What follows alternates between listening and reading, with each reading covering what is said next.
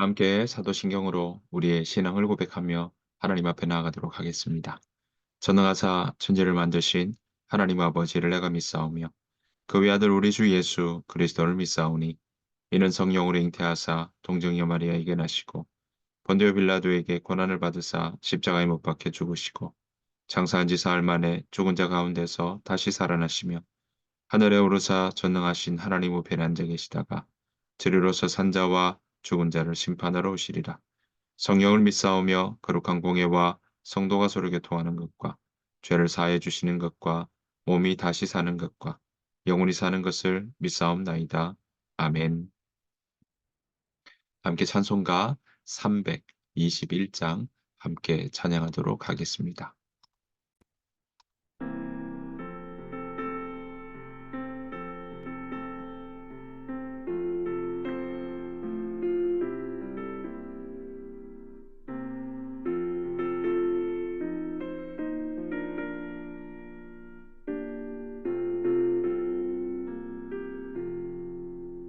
날 대속하신 예수께 내 생명 모두 드리니 늘 진실하게 하소서. 내 구주 예수여, 나 구주 위에 살리라. 내 기쁨 한량 없으리. 내 갈 길이 인도하소서. 내 구주 예수여. 날 구원하신 예수를 일평생 의지하오니 날 영접하여 주소서.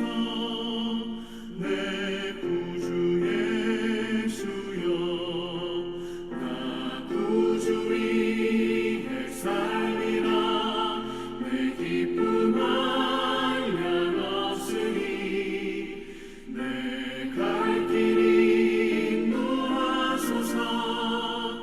내 구주 예수여.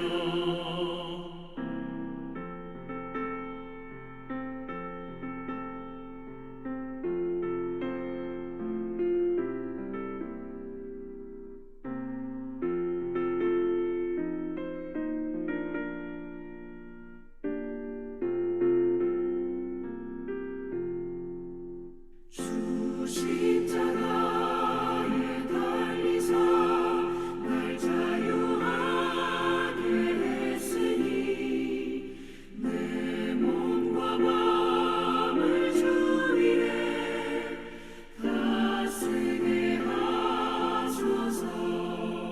나 구주 위에 살리라. 내 기쁨 한량 없으리. 내 갈 길이 인도하소서. 내 구주 예수여.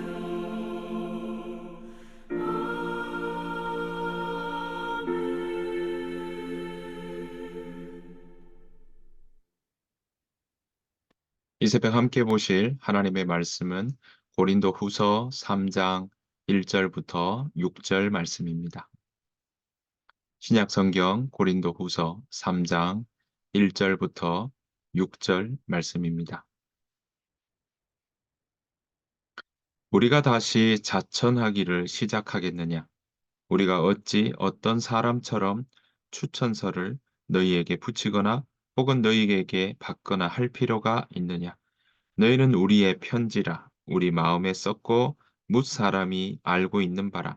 너희는 우리로 말미암아 나타난 그리스도의 편지니 이는 먹으로 쓴 것이 아니요 오직 살아계신 하나님의 영으로 쓴 것이며 또 돌판에 쓴 것이 아니요 오직 육의 마음판에 쓴 것이라. 우리가 그리스도로 말미암아 하나님을 향하여 이 같은 확신이 있으니 우리가 무슨 일이든지 우리에게서 난 것 같이 스스로 만족할 것이 아니니 우리의 만족은 오직 하나님으로부터 나느니라. 그가 또한 우리를 새 언약의 일꾼 되기에 만족하게 하셨으니 율법 조문으로 하지 아니하고 오직 영으로 함이니 율법 조문은 죽이는 것이요 영은 살리는 것이니라. 아멘. 올 하루 여러분들의 삶 가운데 우리 주님의 은혜와 평강이 또 돌보심이 보호하심이 여러분들 삶 가운데 가득하시기를 간절히 축복합니다. 오늘 고린도 후서 3장의 이야기인데요. 네, 고린도 후서니까 고린도 교회에 보내는 두 번째 편지다라고 우리가 생각해 볼 수 있습니다. 사도 바울이 보낸 편지들은 모두 그 제목들이 받는 수신하는 그 곳이 어디인지에 따라서 그 제목이 붙여졌는데요. 그러니까 고린도 후서는 고린도 교회에 보낸 편지였던 것이죠. 자, 편지를 처음 보냈던 그 첫 번째 편지 이후에 이렇게 두 번째 보내는 일들이 있었던 것은 그렇게 고린도 교회에 보냈던 첫 번째 편지 이후에 또 다른 문제가 생겼기 때문에 바울은 바로 그렇게 두 번째 편지를 보냈다라는 것을 우리는 알 수 있습니다. 처음 보냈던 편지에서는 사실 그 예수 그리스도에 대해서 또 그 고린도 교회에서 정말 예수 그리스도를 믿는 사람들이라면 그 사람, 예수 그리스도를 믿는 사람답게 살아가는 그 삶에 대한 이야기에 문제와 논쟁이 있었기에 그 논쟁에 대한 질문과 그 질문에 대한 답을 했던 것이 바로 고린도 전서의 내용들이었습니다. 그들의 우상에 대한 문제라든지 가족 공동체 안에서의 우상 제물에 대한 또 음식에 대한 문제라든지 또 성에 대한 이야기라든지 돈에 대한 거라든지 또 그들이 가운데 일어났던 그런 은사에 대한 부분이라든지 이런 이야기들이 바로 그 고린도 교회 내부에 있었던 그런 주요 갈등과 문제의 요소들이었던 것이죠. 자, 그렇게 보낸 편지 때문에 다시 그들 내부에서 일어났던 것이 무엇이냐면 바로 사도 바울이 과연 이렇게 이야기할 만큼의 자격이 있는가? 다른 말로 사도가 아니지 않느냐라는 그런 논란들이 있었던 것입니다.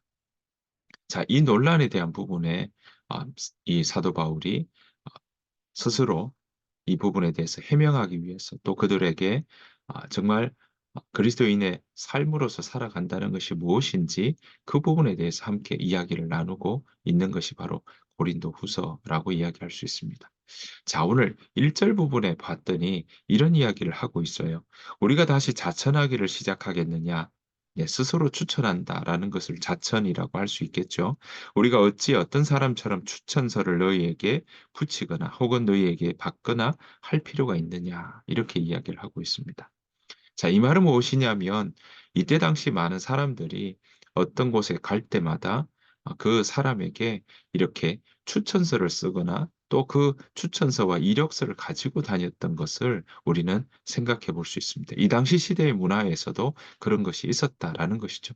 지금도 어떻습니까? 어떤 회사에 가거나 어디 이력서를 내거나 그 회사에 들어갈 때 보면 그런 필요한 서류들 중에 하나는 이력서 자기소개서뿐만 아니라 또 한 가지 들어가는 것은 바로 추천서를 이렇게 이야기하거나 또 그것을 요구할 때가 있다라는 것이죠. 그러니까 누가 추천했느냐라는 부분에 대해서 중요하게 보고 있다라는 것입니다. 당시 이 사도 바울이 있었던 이 시대에도 추천서는 굉장히 중요했던 것을 우리는 볼 수 있습니다. 그래서 곳곳에서 추천하는 일들에 대해서 글로 적어 놓은 것들도 있고요. 특별히 이 사도 바울도 로마서 16장이 바로 추천서라고 이야기할 수 있는데요. 로마 교회에 사도 바울이 추천서를 쓰는 그런 내용이 나오는데 그것은 바로 로마서 16장에 보면 베베라고 하는 그 사람에 대해서 이 로마 교회에 추천하는 그런 추천서가 바로 이 로마서 16장이라고 이야기할 수 있겠습니다. 이처럼 추천서를 가지고 다니는 것은 바로 흔한 일이었고 누구나 당연한 것처럼 보였던 일인 것입니다. 자, 그런데 많은 사람들이 그렇게 이야기하고 사도 바울이 과연 사도가 맞느냐라는 논쟁이 일어나니까 이 바울은 추천서를 들고 다니지 않았던 것입니다. 자, 그래서 그 추천서를 서를 들고 다니지 않았으니까 이 사람에 대해서는 우리가 믿을 수 없는 것 아니냐 하는 그런 논란에 거짓 선지자들의 이야기와 또 그런 수군거리는 소리들이 바로 고린도 교회 내부에 있었다는 것이죠. 자, 여기에 대해서 바로 이 사도 바울이 오늘 보시는 것처럼 내가 다시 스스로 추천하기를 시작하겠냐, 자천하기를 시작하겠느냐, 우리가 어찌 어떤 사람처럼 추천서를 너희에게 붙이거나 너희에게 받거나 할 필요가 있겠느냐라고 이야기를 하고 있는 것입니다. 왜 그렇게 이야기를 하냐면요. 오늘 이렇게 이야기합니다. 2절. 너희는 우리의 편지라. 우리 마음에 썼고 무사람이 알고 읽는 바라. 라고 이야기하고 있습니다. 그러니까 예수 그리스도를 정말 사도 바울은 예수 그리스도가 보낸 그러한 사람이다라는 것을 그가 이야기하면서 막 그렇게 사도로 부름을 받았기에 바로 이 고린도 교회 성도들의 삶의 변화와 그들의 이 사도 바울의 복음 전함을 듣고 삶이 변화되었던 일들을 통해서 고린도 교회 사람들이 곧 바로 이 사도 바울의 추천서, 편지다라고 이야기를 할 수 있다는 것이죠. 왜 그러냐면 고린도 교회 사람들이 사도 바울로 인해서 변화되는 일들이 있었기에 바로 그 변화의 모습들은 결국은 예수 그리스도를 그들 마음 가운데 담고 있었기에 변화되었다라는 것이고요. 그것을 온전히 전했던 그 결과가 바로 이렇게 고린도 교회 성도들에게 나타났으니까 바로 그 나타난 증거로 인해서 사도 바울은 이 고린도 교회 성도들이 바로 결과물이요 또한 그가 예수님께로부터 받은 사도라는 것이 증명이 되는 것 아니겠느냐라고 지금 이야기를 하고 있는 것입니다. 그래서 그리스도의 편지다라고 이야기를 한 거죠. 그래서 3절 보시면 이렇게 이야기합니다. 너희는 우리로 말미암아 나타난 그리스도의 편지다. 네. 우리로 말미암아. 이 바울로 말미암아서 나타난 그리스도의 편지다라고 이야기를 하고 있는 것입니다. 자, 이 편지가 이렇게 나타나는 이유가 뭐냐라고 하니까 이 뒷부분에 나오는 것처럼 뭐라고 이야기합니까? 율법 조문으로 된 것이 아니라 6절 말씀에 오직 영으로 함이니. 율법 조문은 죽이는 것이요 영은 살리는 것이다. 게다가 이 영을 살리는 것이다라고 하면서 3장 17절에 보면 뭐라고 이야기합니까? 주는 영이시니 주의 영이 계신 곳에는 자유가 있느니라라고 말씀하고 있는 것입니다. 그러니까 이 고린도 교회 성도들이 그렇게 그리스도의 편지가 되었던 것은 바로 바울을 통하여 복음을 받고 또 그 복음으로 인해서 그들 마음 가운데 그리스도를 모시고 나니까 그들은 율법 조문이 아니라 그리스도의 영으로 성령으로 그들이 바로 하나님의 자녀가 되는 일들이 있고 선택받은 사람이요 성령을 받은 사람으로서 그 땅 가운데서 당시 그 고린도 상황 속에서 그들은 하나님의 백성답게 살아가고 있었다라는 것입니다. 그 하나님의 백성답게 살아가는 삶의 모습은 바로 성령을 모시고 살아가는 삶이었고 그 삶 가운데는 자유함이 있었고 그리고 그리스도인으로서 소망을 품고 살아가는 모습이 바로 그 고린도 교회 사람들을 통해서 드러나게 됐고 보여지게 되었다라는 것입니다. 다른 말로 하면 새 언약의 일꾼으로 그들은 살아가고 있었다라는 것입니다. 왜 이렇게 살아갈 수 있습니까? 그리스도의 편지가 되었던 것은 무엇입니까? 그들이 바로 고린도 교회 사람들이 예수 그리스도와 연결된 삶을 살았고 예수 그리스도와 연결된 삶은 무엇입니까? 그 마음 가운데 하나님의 영, 성령을 모시고 살아가는 그리고 그 성령과 함께 자유함을 누리고 또 그 자유를 어, 경험하며 살아가는 삶이었다라는 것입니다. 사랑하는 성도 여러분, 이러한 모습들이 바로 그리스도인의 모습인 줄로 믿습니다. 이러한 삶을 바로 사도 바울은 고린도 교회 사람들에게 가르쳤던 것이고요. 그들의 삶 가운데도 이런 모습들이 드러나기 시작했다라는 것입니다. 그래서 그들의 마음 가운데는 어떻습니까? 네, 성령이 함께 하시니까, 성령이 그들 마음 가운데 개입하시니까, 그들의 삶 가운데 개입하시니까 그리스도인답게 살아가는 삶이 그 각자의 성도들 가운데 있었다라는 것입니다. 이런 모습들은 바로 그 마음 가운데, 마음판 가운데 하나님의 말씀을 담고 있었기에 일어났던 상황입니다. 사람들은 많이 이야기를 했던 것이죠. 이때 거짓 선지자들도 수많은 추천서를 들고 다니면서 그것으로 사람들에게 현혹시키며 그것으로 사람들에게 마치 본인들이 하나님께서 보내신 사도처럼 이야기를 하는 일들도 정말 많았던 것을 우리는 알 수 있습니다. 거짓 선지자는 점점 늘어났던 것도 우리는 이 교회의 역사를 통해서도 볼 수 있는 것이죠. 그런데 오늘 사도 바울은 우리에게 이야기합니다. 우리 삶 자체가 정말 이 고린도 교회 사람들이 그리스도의 편지가 되었던 것처럼 그들이 거룩한 하나님의 그 거룩하심을 따라 그 삶 가운데 하나님을 받아들이는 일이 있으니까 하나님께서 그들의 삶에 개입하시고 또 하나님의 성령께서 그 마음 가운데 새겨지시고 성령이 함께 하시니까 그들의 삶이 정말 하나님 안에서 자유함을 누리고 하나님을 따라가는 삶이 되고 하나님의 거룩함이 그들의 삶 가운데 영향을 미치고 변화되는 일들이 그 가운데 일어나기 시작했다라는 것입니다. 바라옵기는 저와 여러분들의 삶이 이처럼 그리스도의 편지가 되는 삶 살아가기를 소원합니다. 그 삶은 다른 말로 하면 그리스도인답게 살아가는 것이겠죠. 그리스도인답게 살아가는 삶. 네. 정말 그 자격과 위치와 성질과 특성이 정말 거기에 맞구나. 그게 다운 것 아니겠습니까? 그리스도인답게 살아가는 삶이 바로 그리스도의 편지다라고 이야기할 수 있을 것입니다. 사랑하는 성도 여러분, 여러분들은 여러분의 삶을 뭐라고 표현하고 또 어떻게 표현하시기를 원하십니까? 바라옵기는 그리스도인답다라는 그러한 이야기들이 여러분들의 삶을 지칭하기에 여러분들의 삶을 표현하기에 부족함이 없는 삶을 살아가시기를 간절히 축복합니다. 그리스도인답게 살아가는 건요. 바로 나의 어떤 노력과 또 나의 능력이 많아서가 아니라 바로 그리 하나님의 성령이 여전히 우리와 함께 하시고 그 하나님의 성령께서 더 우리 안에 계신다면 그 하나님의 성령이 우리를 이끌어 주시고 인도하시기에 그 음성을 들으며 나아가는 삶이라면 우리는 그리스도인답게 살아가는 일의 출발점이 될 것이라고 저는 믿습니다.